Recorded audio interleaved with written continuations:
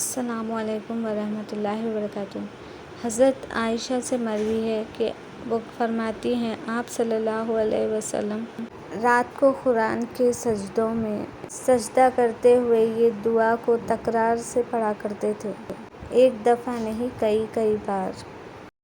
جب بھی ہم قرآن پڑھتے وقت سجدے تلاوت آئے تو ہمیں اللہ اکبر کہہ کر قبلے کی طرف منہ کر کے ایک سجدہ کرنا چاہیے۔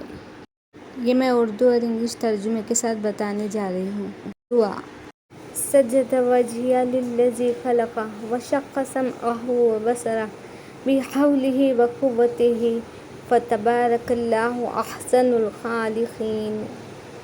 ترجمہ: میں نے اپنا چہرہ اس ذات کو سجدہ کیا جس نے اسے پیدا کیا اور اپنی قوت اور قدرت سے اسے سماعت اور بصارت دی۔